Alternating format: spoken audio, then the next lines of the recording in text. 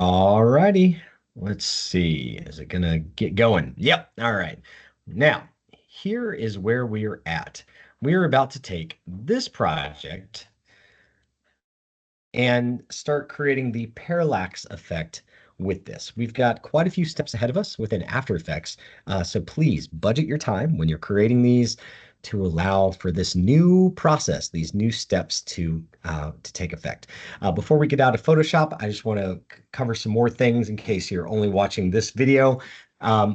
There is a previous one that kind of covers what we're looking for within this modern day parallax effect, Pixar style.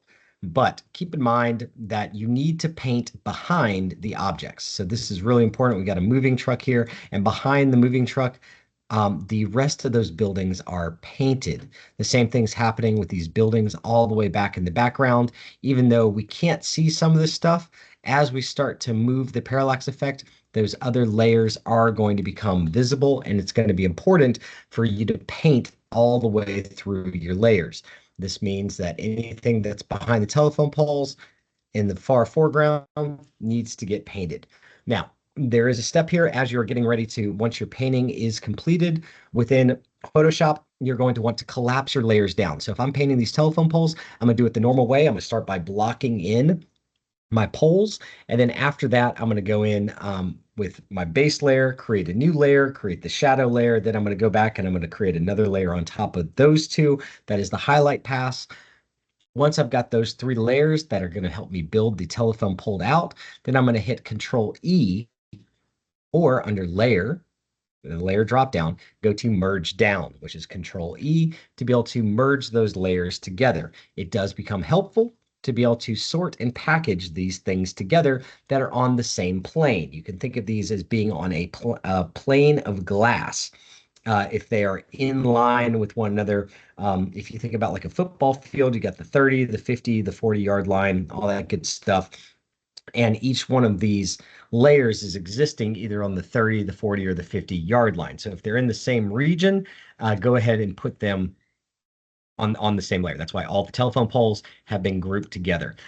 If you don't do this and you end up with, 150 layers, it is manageable, and there are ways to be able to group these things, but it does become a little bit more strenuous when you're setting it up inside of After Effects to be able to get the parallax effect to work properly. So good file treatment is important here, and this is best practices for working within an animation studio as well. So if I was working in an animation studio and I'm going to send this off to the camera guys and the effects team, and I'm the environment artist, then yeah, I'm going to collapse my layers down and I'm going to give them names so that when they bring them into After Effects, it's nice and clean for them to be able to work through. So we've got the moving car, the dumpster, two other cars, the poles, and this you'll see in a moment how this allows me to be able to set up my shot within After Effects. So let's get into Adobe After Effects. If you have never touched Adobe After Effects before, I could not say enough good things about this program. In my creative career, I have made a lot of money off of working in Adobe After Effects, and you as animators, any project that you're working on, once you finish that project, thinking about exporting that project from wherever it's coming from, Toon Boom, Maya, Photoshop, whatever, bringing it into After Effects, you will be able to make this project better and to make it a stronger end result by working within Adobe After Effects. So at the beginning here, it wants to bring up this big old screen that takes up all the space in the world. We are just going to go ahead and exit out of this first screen where it says evoke or whatever it says and it says new project. Just go ahead and get out of there. We don't want to see that. This is our main After Effects hub, and it's going where we're going to be working from. So I'm going to go in and set a new project. And when we create a new project, we're going to get a pop-up window here in just a moment, hopefully. Come on, buddy.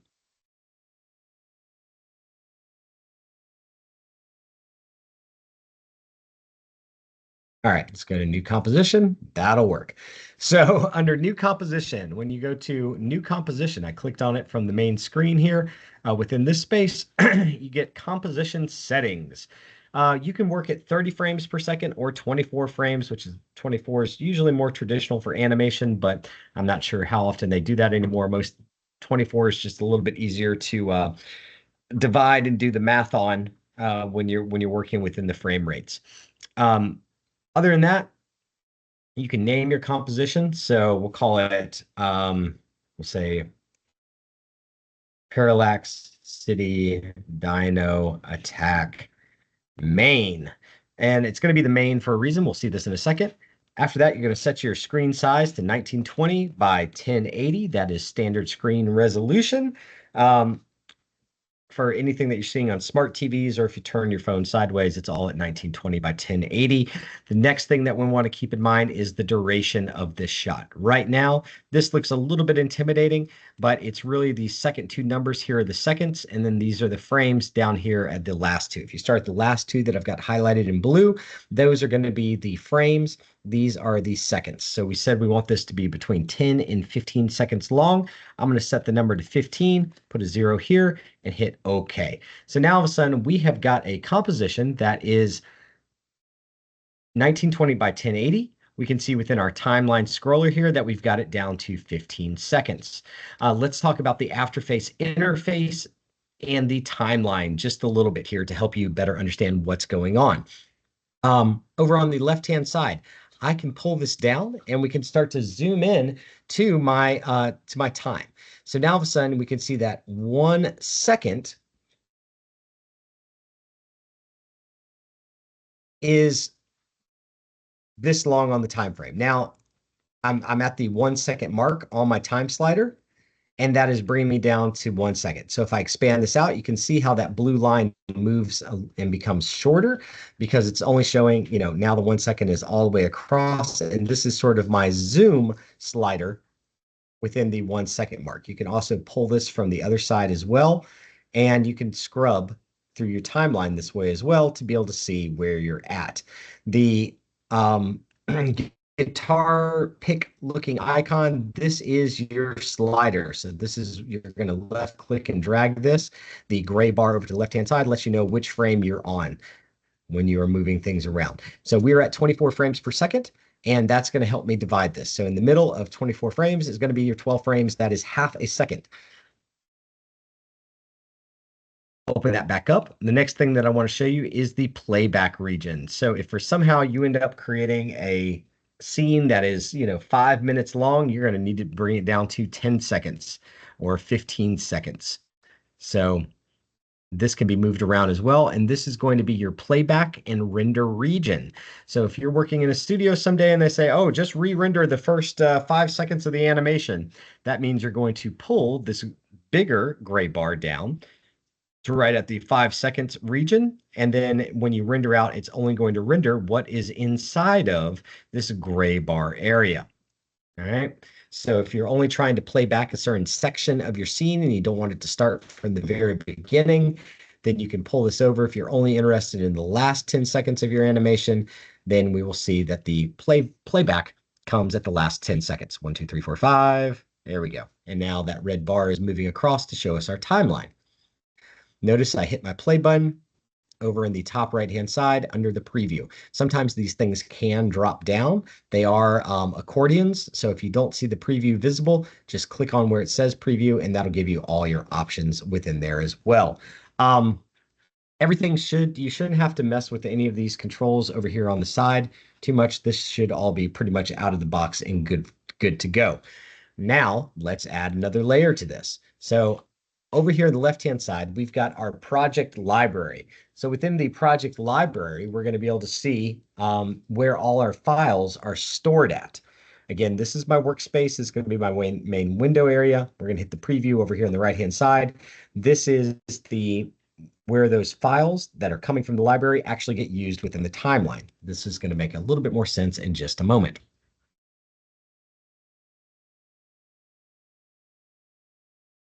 Alrighty, so I am going to import the Parallax modern day project. Mine is called Dino Attack Parallax Example PSD. Some things to keep in mind when you're importing. This is very important. Asterisk, asterisk, star, star, bold lettering, very important. You do not want to import footage. You want to import composition retain layer sizes. It's going to give you 2 chances to be able to do this. But from the import screen, when you go to File, drop down Import, and you're selecting your Photoshop file, please make sure that you're importing composition, retain layer sizes. This is going to help you out an awful lot. If you choose just composition, it's going to mess you up. Every one of your layers is going to be the size of your canvas, and it becomes more difficult to be able to know what you actually have selected. This is going to work better for you. Composition, retain layer sizes. So now here's our second chance. It says Dyno Parallax. How do I want to enable this? Again, you get a second chance. Do not do footage. That is going to put a one frame Photoshop file in there that's going to be very bizarre and look strange to you. You want to make sure that you're picking composition, retain layer sizes. All right, and we're going to hit OK. Give it just a moment. And now here's what's just happened. So over here in the top left-hand side, I have got a folder. So within this folder, I've got two different scenes that have been created. This little icon here with the shapes on it, and then I've got my black Parallax main scene. When I double click on this, my actual Photoshop file that I imported, it's going to open up a new composition. It looks a little bit funky at first. Let me help you understand. So as we start to zoom out, we can see the full composition is being displayed here. Okay, this is my full shot. This is no longer 1920 by 1080. This is the canvas size that I built within Photoshop. My goal is to get these files out of this larger canvas and get it back into my parallax scene. I'm just double clicking between the dyno shot up here, that's the full size canvas, and then my main shot, that is my 1920 by 1080 scene. A little bit confusing, bear with me here. A couple more things I want to tell you about. So I have packaged, right, all of my files. This is just importing a Photoshop file into After Effects. You can see all the labels, right? So we've got my cars, my poles over here on the left-hand side. We've got the background, all that stuff is there and it's good to go. Now, you can go into Adobe Photoshop and you can paint on already existing layers when you've got the After Effects file linked in. The Photoshop file linked into After Effects. So if I open up Photoshop now and I decide that I want to change the color of those telephone poles from brown to bright red or orange, I can certainly do that. And then when I reopen up my After Effects file, it will show the updates.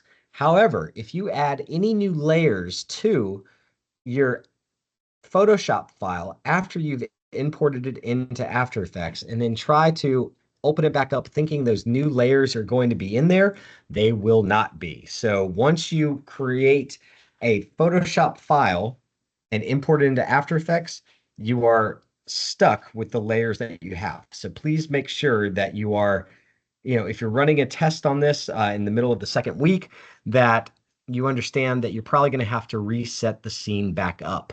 Other big important things to keep in mind here is that After Effects, this program, does not store the files that are in it inside of Photoshop.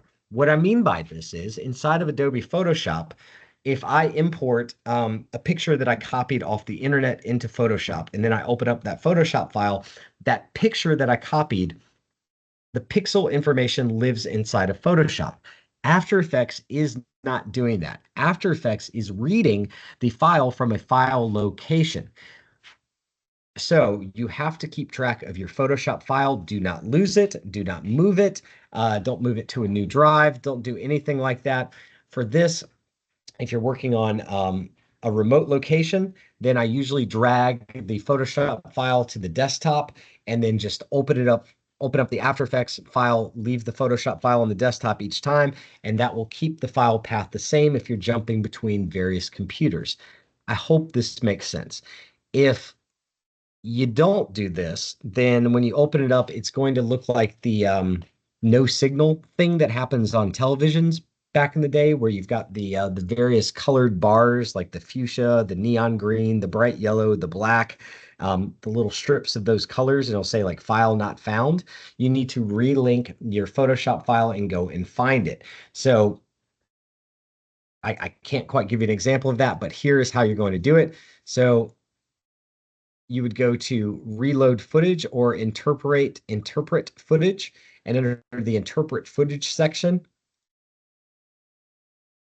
that's going to allow you to be able to go in and find that Photoshop file wherever it is and reconnect the PSD file. So if somehow you lose your file information and none of your pictures are showing up in here, it's because After Effects cannot read or no longer knows what the file path is for the Photoshop file that it's trying to read. You need to go back and reconnect it. And you're going to do that by clicking on the composition. Wait a second. There we go.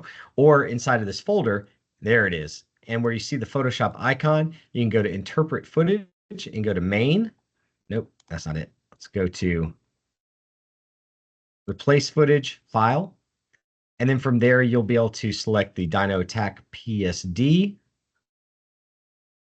It's going to ask you to choose a layer. And there we go. We got the background layer, document size. And once you get one of those layers reconnected, everything else should, it'll be like, oh yeah, that's where Photoshop is at. And it'll go ahead and restore the rest of your layers. This is another reason why you don't want to have 160 layers for this, just in case it can cause some things to go wrong. This is a pretty reasonable selection of layers to be able to get through this assignment. Okay, I know that's a lot. Now, let's do some other house cleaning before we move this large canvas into our 1920 by 1080 canvas. One of the things that helps me a lot is to color code my layers so that I can quickly visually see them on the timeline. Now, right now, they're all this sort of light purple, kind of lavender color. What I want to do is right-click. Got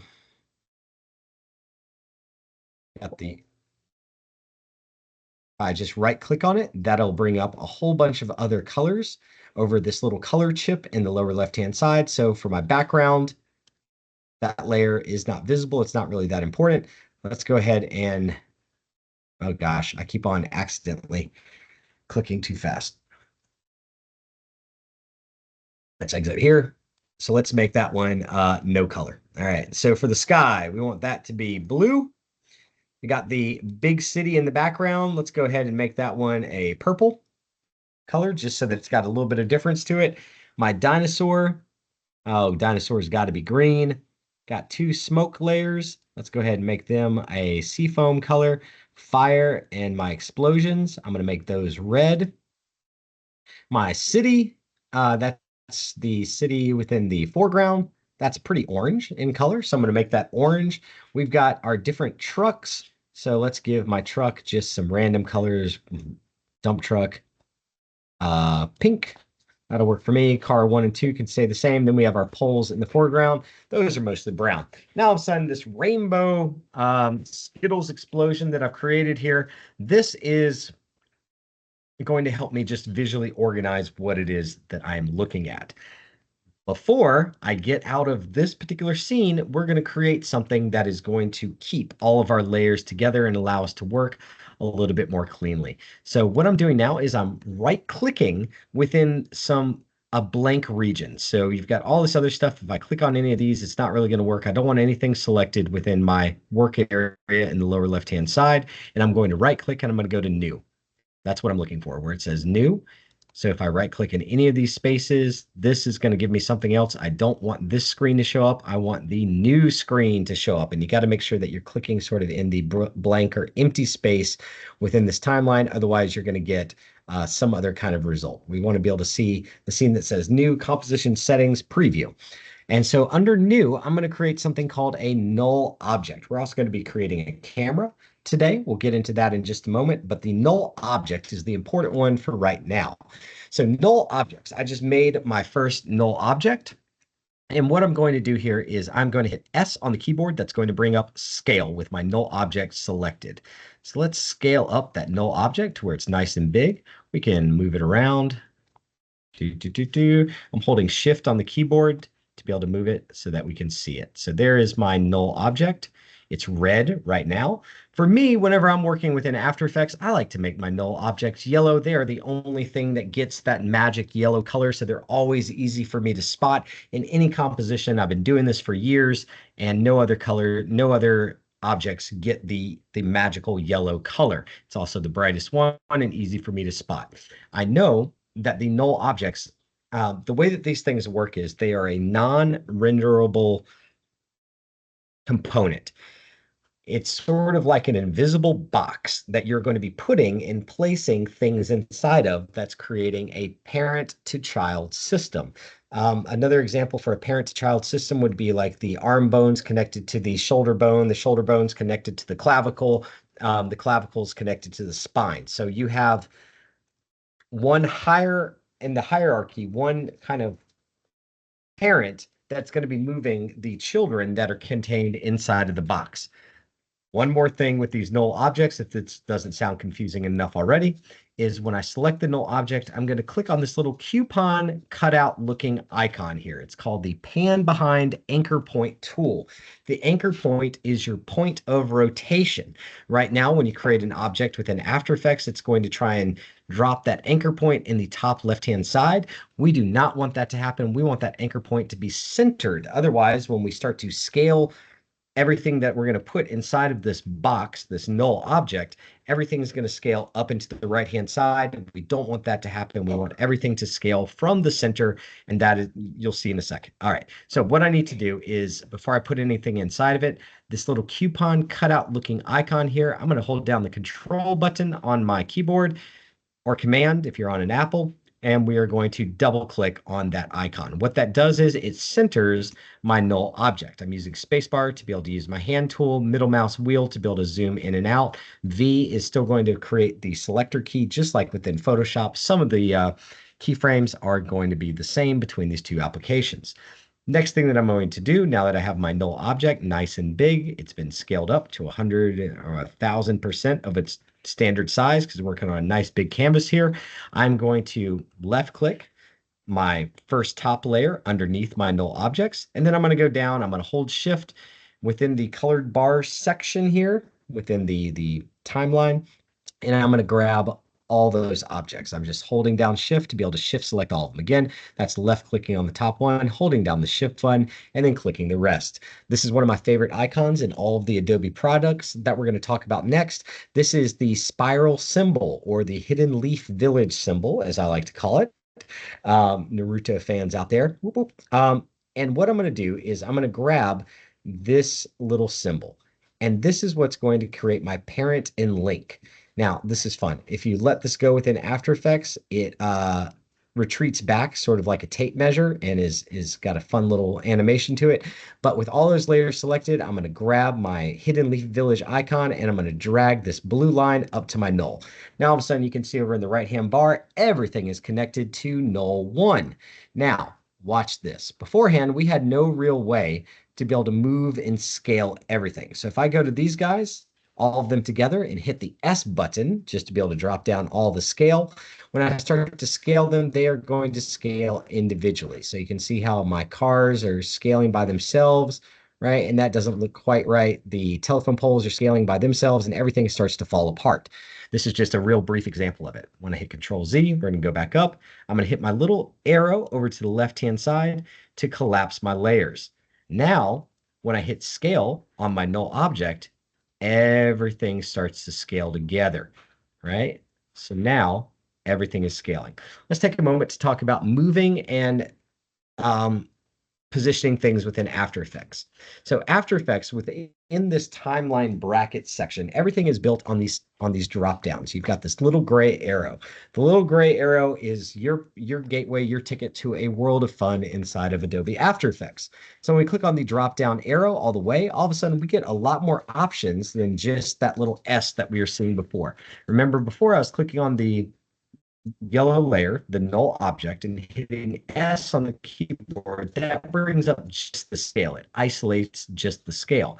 If I click on this gray arrow just to the left of the color chip for the dropdown, it's going to bring the position, the scale, the rotation, the opacity, and that anchor point all up for me to be able to create keyframes on.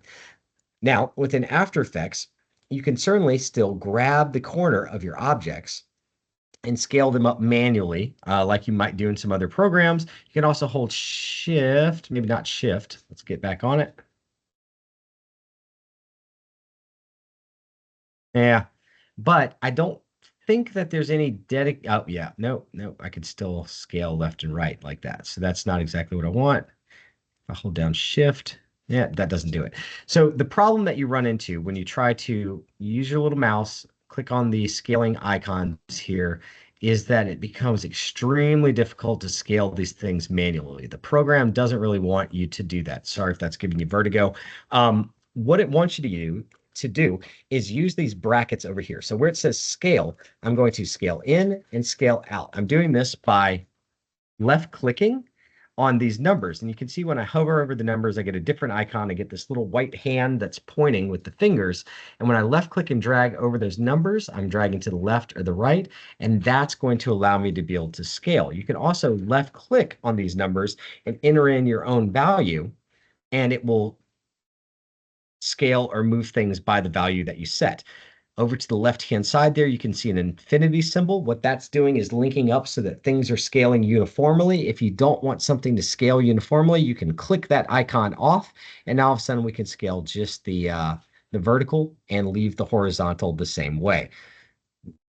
That's for scaling. Position works the exact same way. So if I want to position any of these objects, I'm just left clicking and dragging. You can also, because we're working with our null, hold down the shift button and move things with the arrow keys. And that's going to make your life much easier. If I do not have the shift button held down while I'm grabbing the arrow keys, my life becomes a lot more slow because I'm moving 1 pixel at a time. By holding down shift, you're going to be moving 5 pixels each time you hit the arrow keys on your keyboard. This is also an effective way to be able to move things around. I know, a lot of information on After Effects here. So we've got our null set up, we've got our layers covered, we understand a brief idea of how to be able to get into the position, the anchor point. There is going to be keyframes at some point because there's a timeline that's going on here, but for now, we want to get this file out of this giant canvas and get it into our 1920 by 1080 proper scale. So what I'm going to do is now I'm going to click my null object, which should appear at the top. I'm going to hold down Shift and select all of my layers. Okay, I'm going to hit Control C on my keyboard, or you can go down to the edit and go to copy, which is also Control C. From there, I'm going to go back into my main composition. Now, mind you, up here in the top, we've got two different windows open. So this is the Parallax example, large, not 1920 by 1080 file. We can also get back to that main rendering file that is scaled to 1920 by 1080 over here. Any of these can be exited, and then they can be reopened at any time. See how that disappeared? I'm going to hit the exit button, double click on the composition, and it opens it back up. So it's not that hard to be able to get in and out of things within Photoshop. Here's a good one to show you as well that very well might happen to you guys along the way. So if you guys, this is the poles layer, back to those poles. If you happen to double click on one of these bars within the timeline, it is going to bring up this weird other looking timeline within the window. There's not really a whole lot of stuff that you can do here. This is used in After Effects, but for different purposes. We're not going to be messing with that within these projects. If this happens to you and you see this black background that shows up and you feel stuck, all you have to do is just exit out of it. If for some reason you happen to exit out of the entire composition and you lose all that stuff, just simply double click on your composition again and it will show back up. Okay, that was quick. Let me show you one more time. So if you're working through and all of a sudden you happen to be a little click happy and you double click on something and you get this little tiny car that's isolated here, do not worry, do not fret. All you need to do is hit the exit button up at the top of your viewport, and now you can get back into your composition. If somehow you happen to exit out of this composition, you completely lose it within your scene, do not worry, you can get that back just by simply double clicking on one of your compositions within your shot. They are still there, they still exist, you haven't ruined anything. Okay, so if you remember, we went through We selected my null layer, held down shift, selected all the layers. From there, I'm going to go back over into my main composition by clicking on it here or double clicking in the top left-hand side. I'm going to left click within this space down here. So I'm left clicking and I'm going to hit Control V, or you can hit paste. And now all of a sudden we have got all of our layers within that 1920 by 1080 shot. I'm using the middle mouse wheel to be able to zoom in and out, and we can see how much larger my scene is than my little tiny 1920 by 1080 shot. So this is that 1920 by 1080 canvas, and my scene is absolutely massive in comparison to that. This is what I'm talking about. If you're going to do any type of zoom shot, you need to make sure that you're creating a scene that is substantially larger than the 1920 by 1080 viewpoint if you're zooming in, so that you can actually do this without, having things pixelate. So here we would have to go in really, really deep to start to see those pixels. That's too much, but we're going to be scaling all this stuff down. So because of the way I did this, now I have all of my layers named, color-coded, organized within my shot, within my 1920 by 1080 frame. This is the reason why I went ahead and attached everything to that null object in the previous composition within our full scale, not 1920 by 1080 composition. Now it's easy enough for me to be able to use my null object and scale all of these uniformly together and to move all this stuff uniformly together to where I can actually see it within my scene. All right, there we go. Pretty awesome, right? So there is a method to this madness. Thank you so much for bearing with me and trusting the way that I'm setting up these particular shots and the reasoning behind why I'm doing what the heck I'm doing. So let's go in and let's scale this down a little bit more. I want that space. I'm holding down the shift key. Let's scale up here. There we go. All right, so now we've got our scene within our shot. And I'm going to leave this right in the middle for now for what it is that we're going to be creating next. You should not, for the most part, have to add too many keyframes to any of your stuff. For my cars, if I want them to be moving, I'm going to add those keyframes at the end after I've got my camera set up and I've got the keyframes on my camera. But right now, if I was to move this thing from left to right, that parallax effect is not working. It does not exist within my shot because everything is moving evenly. We have no depth within this scene. The buildings that are really far away, the sky that's even much further away than the buildings are moving all at an equal speed, so it causes the scene to feel extremely flat. This is the purpose for adding the parallax within the shots. And if you guys go watch a cartoon, turn on any cartoon that's out there, most likely you will see this parallax effect that's occurring.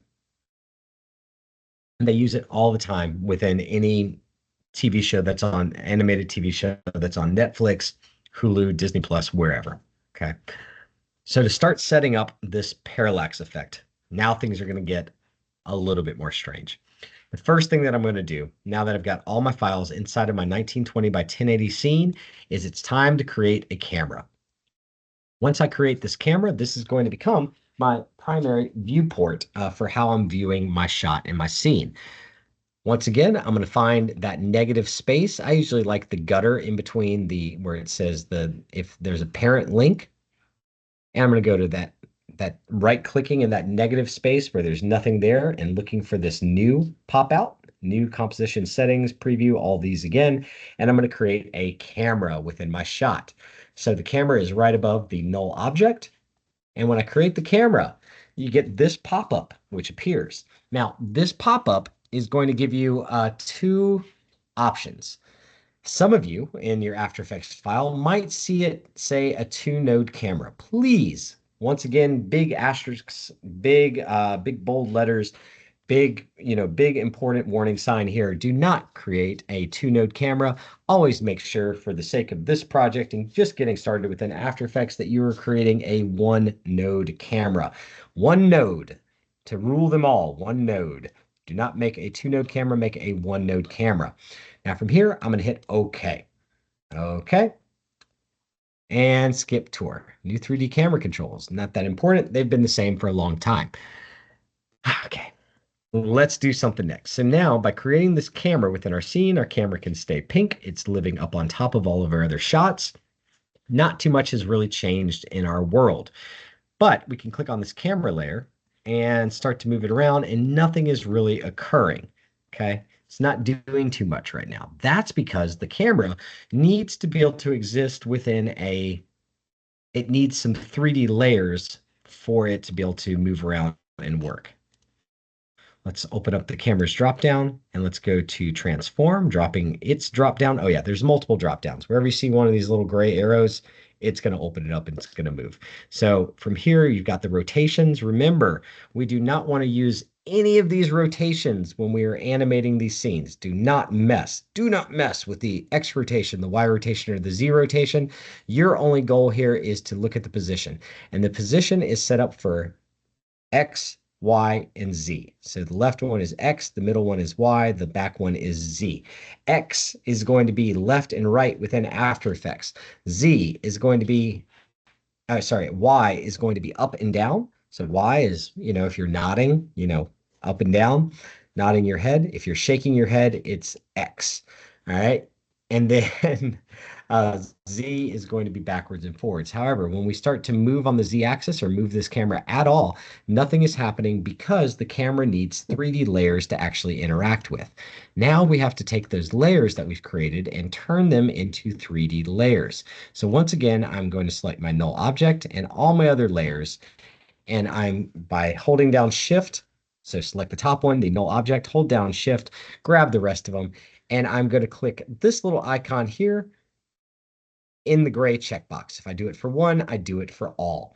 Now, all of a sudden, we are cooking with hot sauce and we have entered into the weird and fascinating world of 2.5 3D that After Effects allows you to be able to use and manipulate and work with. So without this little 3D icon selected, the layer will not move within After Effects or within your camera. You have to make sure that you have this little box that lets you know it's a 3D layer. Over here on the left-hand side, there's also another really cool one, which is the motion blur. Motion blur comes standard turned off. Oh boy, I think we're going to get a barking dog here in just a second. Okay, one moment.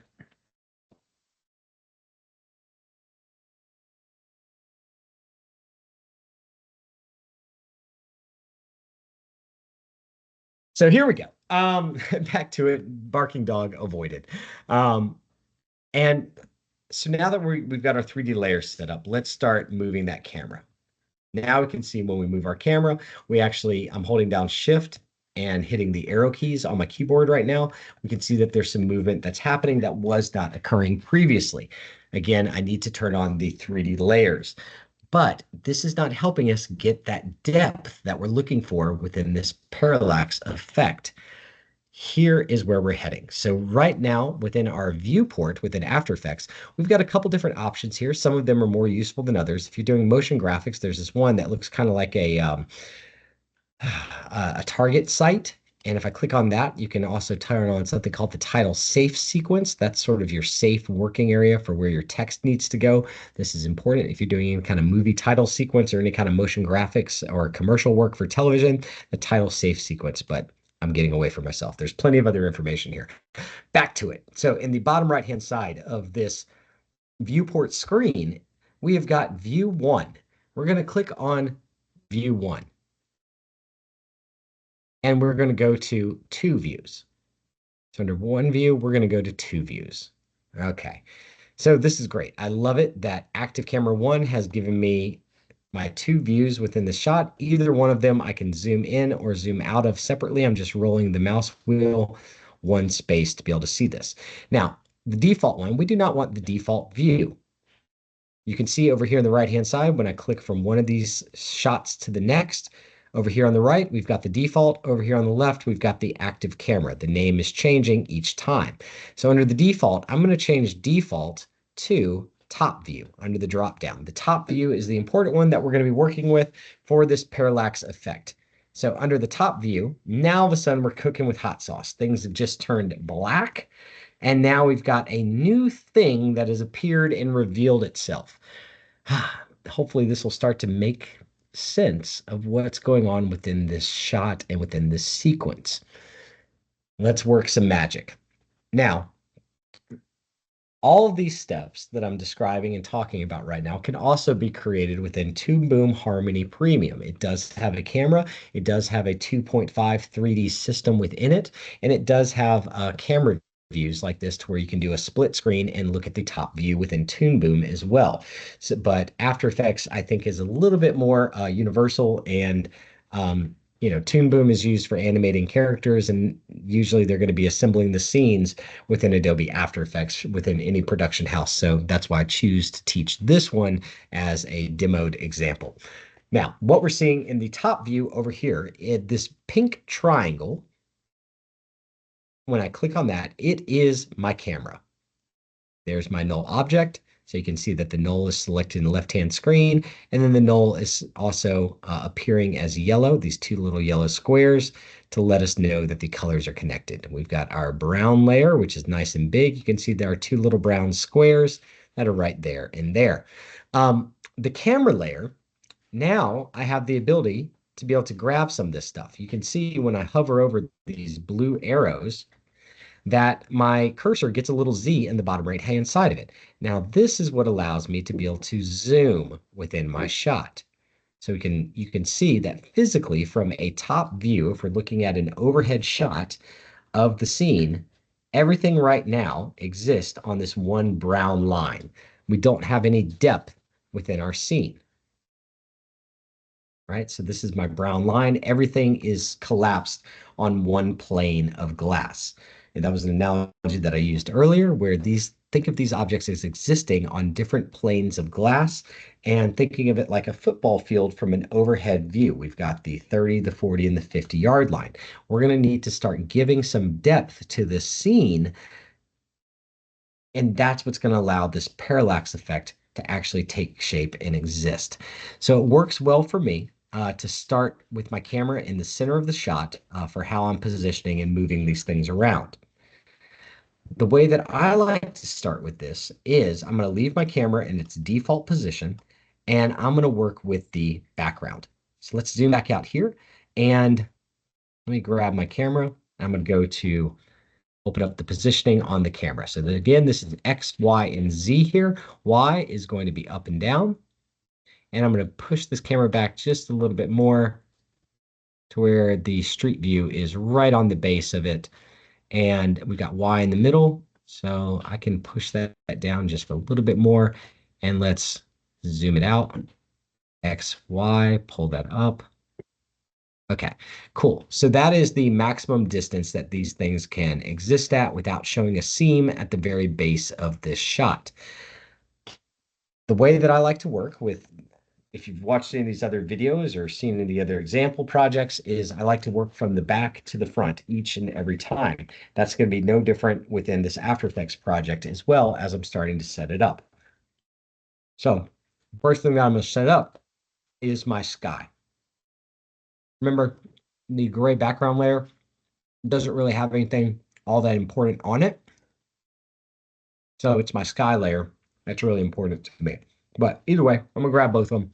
And what I'm going to do is, over here in the top view with my mouse, I'm going to hover over it where it says Z, and I'm going to push that background layer really, really far back. So I can begin middle mouse, pulling my index finger towards me to be able to zoom out, hold down spacebar, and now we can see the distance that's starting to be created. Over here in the right-hand scene, you can see that that sky scene that was originally much larger than my actual shot is now, it's really, really small. We're losing the scale on it.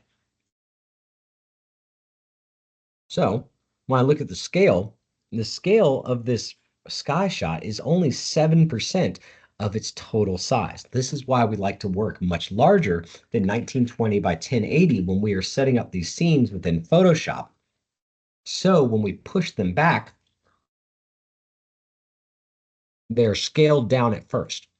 So this gives me plenty of pixel information to now go back in and zoom my sky up.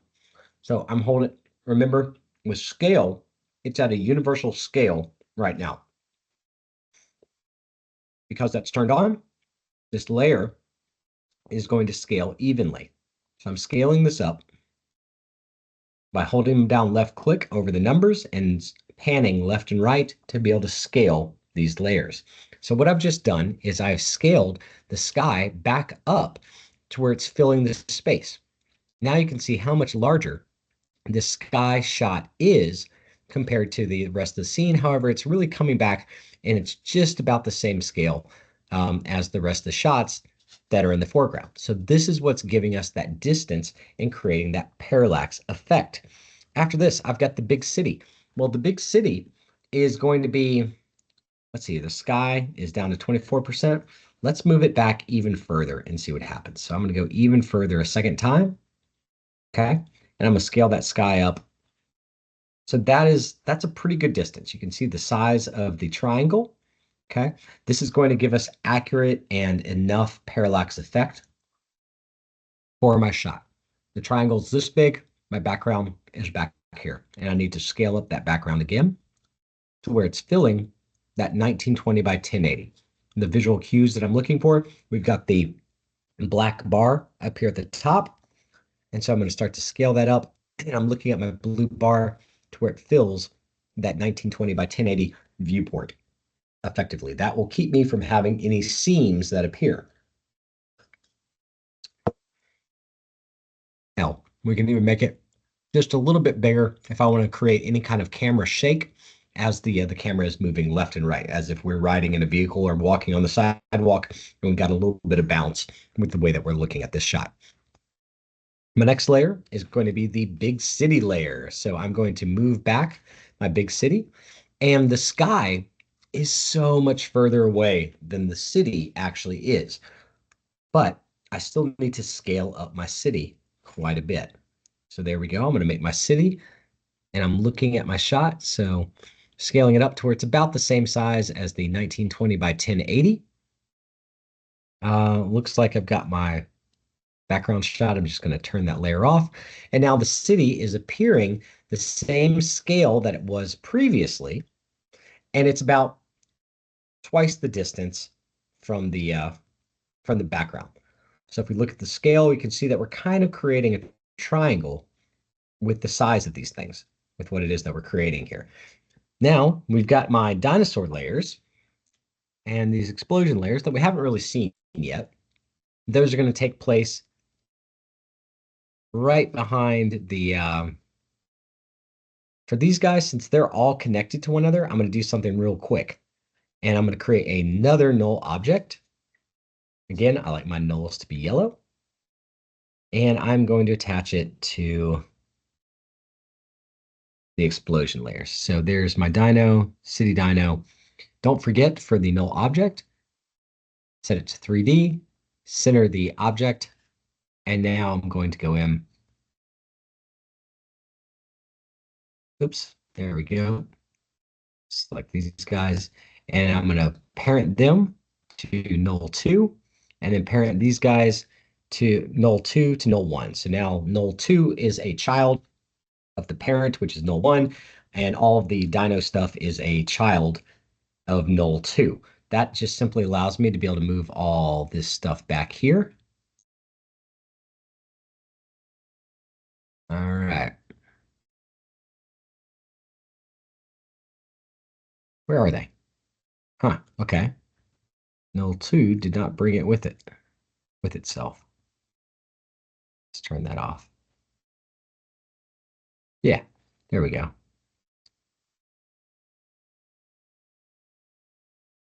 Okay, so I've got the city that's attached as well. Let's bring this to null1 and bring null2 down here. Okay. There we go. That's accurate. So these explosions and things, I'm going to use null2 to control the scale of all this stuff and the positioning of it. Okay. So those guys are all going to exist somewhere within this space. Let's go up a little bit higher. We've got our city layer. So the city layer, I'm going to push that one back.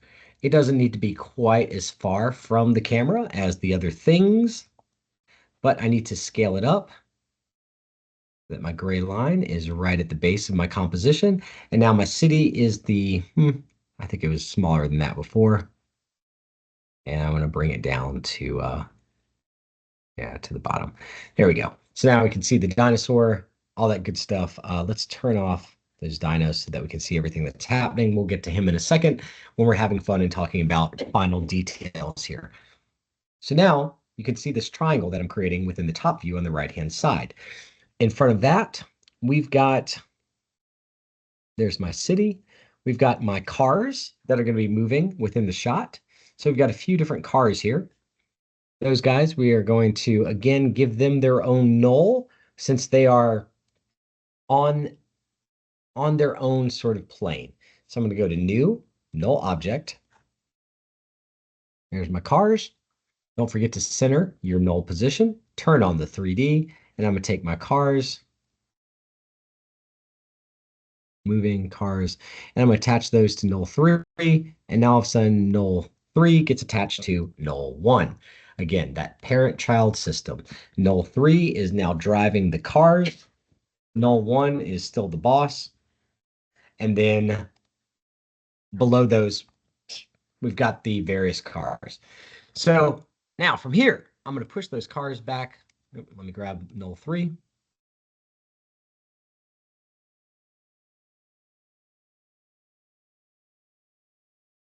There it goes.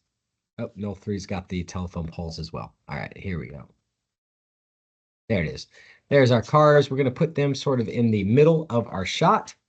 And once again, I'm going to scale them up so that they're back on the ground where it is that they belong. That looks good to me. You can push some of these around individually just a little bit more if you wanted. So that one's on that side of the street. I can't remember where that car is going. The blue one is in the foreground. So if we want him to go just a little bit more forward, I can't remember what the other car is doing over here on the right-hand side. We'll get to that. We can make modifications and adjustments as we go along. And now our poles, the poles that began all of this, they can stay in their exact same position that they're in the beginning of this project. Scale those guys down. Yeah, leave them to where they're at. Otherwise, we get the white shot. So all of that setup that we've just done with these various layers, we can see the sky background, which is blue, right? Remember when we had our original composition over here and we created the sky background, blue, and then our big city. All of that stuff is still existing here. And this is one of the reasons why we like to color code these things. It's all starting to come together now, right? Towards the end, those little baby steps that we're taking at the beginning are going to pay off and help us create a strong composition at the end of this thing. Now, I know this feels like a completely different class than what we've been doing up until this point. Thank you for bearing with me and pivoting and doing something totally different now. Now check out what all this has led to. So instead of 2 views, I'm going to turn it back to 1 view. Let's get in here. And this is what all of this stuff has been about. So I'm going to click my camera layer now, and I'm going to move my camera all the way over. I like that it's not previewing right now.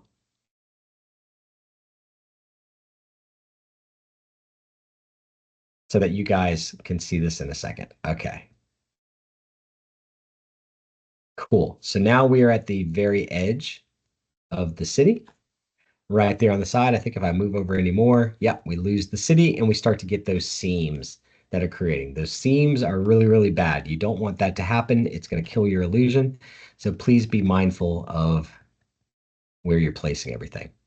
Now, for the first time, we get to talk about creating keyframes within Adobe After Effects. And we're actually going to start dialing in some movement within these shots.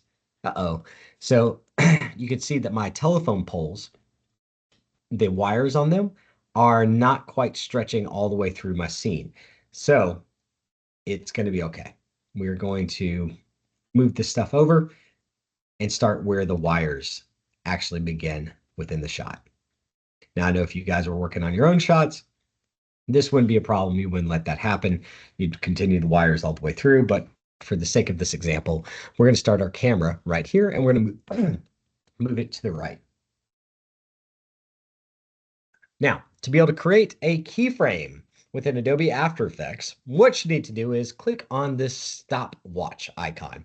Stopwatch icon gets used all throughout After Effects, and you can apply keyframes inside of Adobe After Effects to a mind-boggling amount of things you would never think to apply a timeline to. You can apply time and positioning and rotation and varying states to just about anything within Adobe After Effects. The ones that we're interested in are the position and the scale, my friends. We are not going to be messing with that rotation really at all, especially not with the camera. So here we go. I click on the icon for position. Sorry, the stopwatch icon. All of a sudden, I get this blue little diamond, and then I'm getting another diamond within my scene. Can you see that little gray diamond? If I click on it, it gets a blue outline around it. Once I have done that, any movement that I make to the camera is going to go ahead and create another diamond.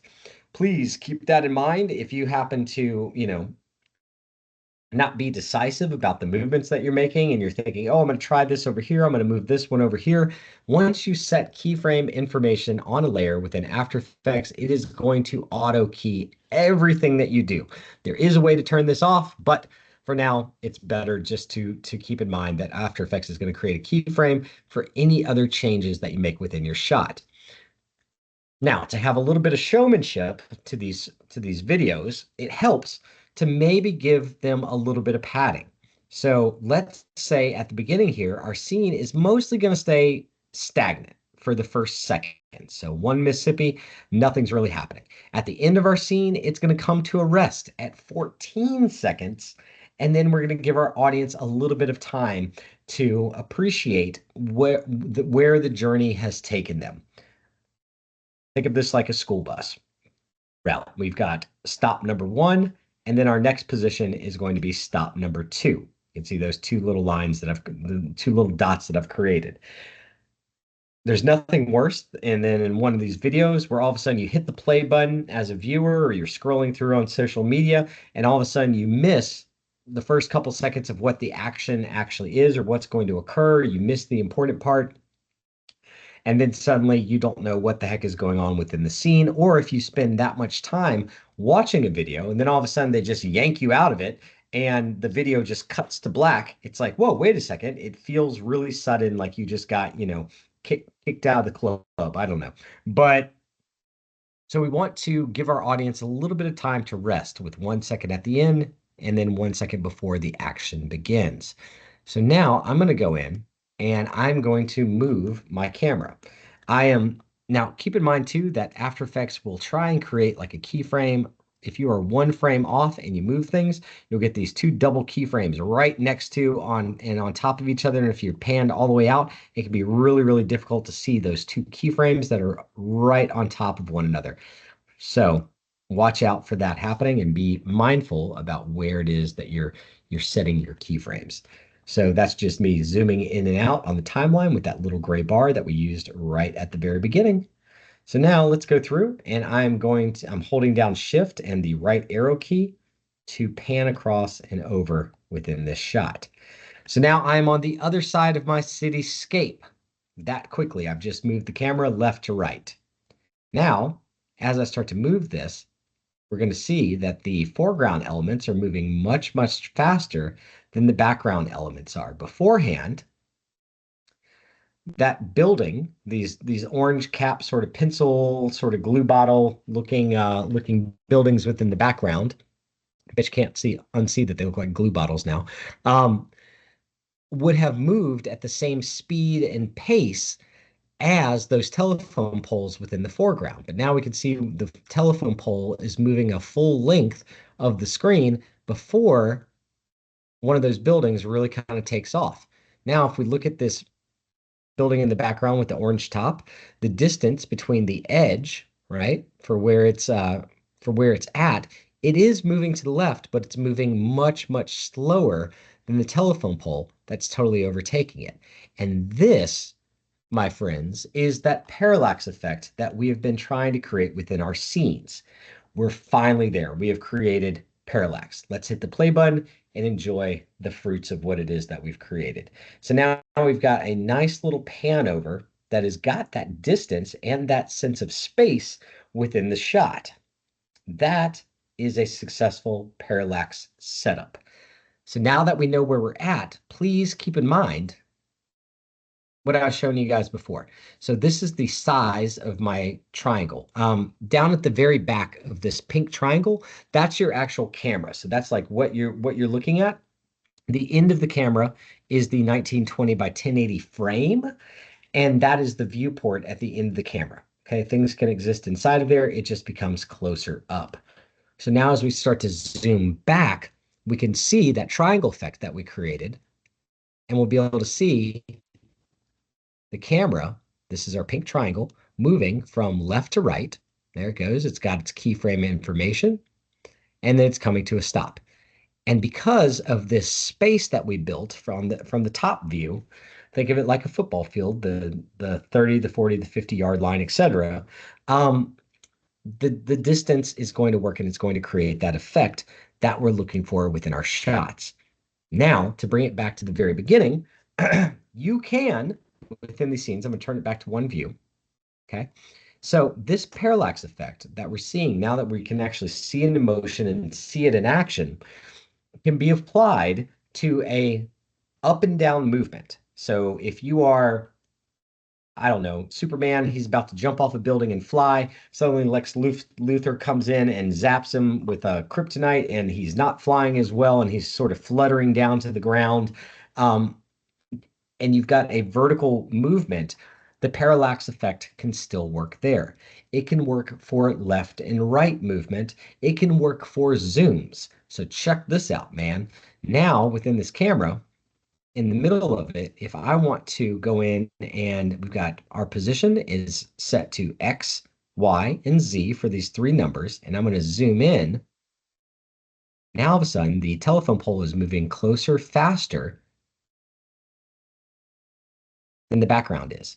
And we're getting that zoom effect that's giving us the scale, right? So notice how the telephone pole, once again, just like we saw with the pan to the left and right, is moving faster. Those buildings are coming towards us a whole heck of a lot slower because we've got that distance built into the shot. I hope that's starting to make sense. We're going to move it back to its original position. And now we've got our distance left and right. Now, you can also go through and you can do a combination of these. So if in the middle of this shot, all of a sudden I want to, for a while, let's just go ahead and key out my position. And let's use a position here as well. And now we're going to go to the original position and then back out. We're going to go to Z. I'm going to zoom in on the middle for just a second. And now let's, oops, and Control Z works fine within here. I can copy and paste these two keyframes. Now all of a sudden, as we're starting to hit play, we can create the parallax effect within the shot. We're moving left to right, and now suddenly our camera is going to move in. Oops. I didn't continue to move the camera over. So let's get rid of those keyframes. Camera's going in, over. That's the same position. Let's key that out, and let's key this guy over. And now we need the Z position. So the Z position previously is 1309. I'm going to copy and paste that. Let's go in here, 1309, and it's going to update itself automatically. Okay, so that's going to cause it to go in and hold at the zoom between here because the number's the same, and then it's going to start to zoom back out. So let's zoom out on our shot and hit the play button from the beginning. So now we're going forward, or we're going left to right.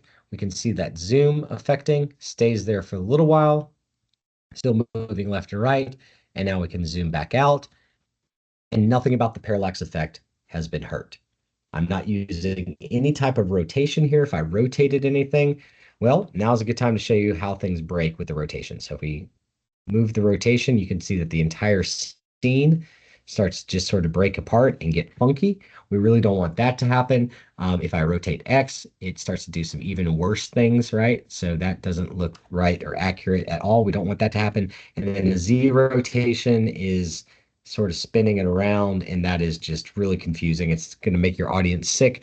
Don't do it. We're doing ups and downs, lefts and rights, and zooming in and out. And you can do any combination of those two within the shot that you want to, or any combination of those three things. You just cannot rotate.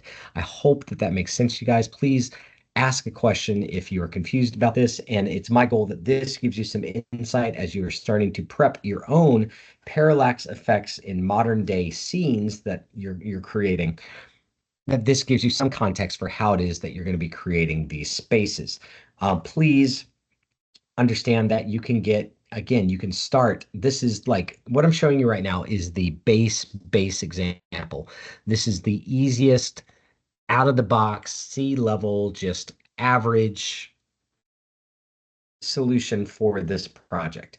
I'm giving you the parameters for what not to do, but you guys are artists. Do not forget your compositional skills that we've been working and developing throughout this entire semester. Compositionally, this is a pretty boring shot. This is not all that interesting. It's not that dramatic. It doesn't have cool lighting.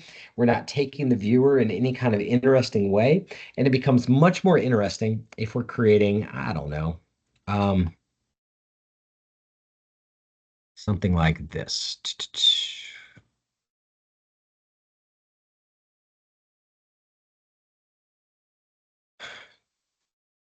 So I'm going to scrub this really slow because I understand that the playback might be a little bit jittery while we're screen recording and on some bad Wi-Fi.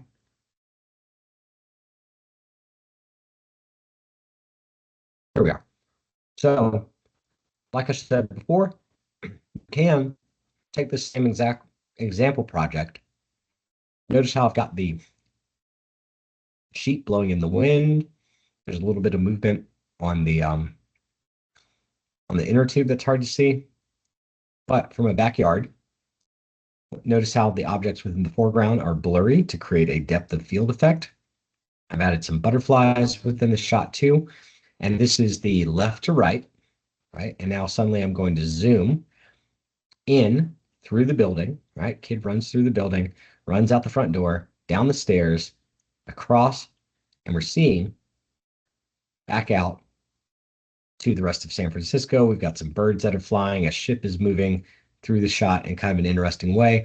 And we can create a much more, oh, here's another portion where I'm totally hiding the lower portion of the city there. So I'm not messing anything up. I'm also hiding where the buildings connect to the ground, which is allowing me to make those on different planes. So as we start here and get more to the left, these buildings in the background start to appear, which they were not before. And there's a little bit of a break that happens right there on the telephone pole and this telephone pole, which is a shame. I'd totally get flagged for that by a director. But for the most part, the rest of it's absolutely working. So this is a more complex example and a more compositionally interesting example of taking your character within a shot rather than just, city street, telephone poles, stuff in the foreground. This is a very, very boring example for this thing. Now, what makes it interesting is the dinosaur. There he is. There's our dinosaur buddy hanging out in the middle ground. Some other things that you guys can do. I think in a separate video, I'll start animating a little bit more within this to show you some effects and some other cool things that you can do with this Parallax project. But for now, you certainly have more than enough to be able to get started. I hope that starts to frame this assignment and for you and gives you some ideas for how you can incorporate Parallax into your own scenes that you are creating.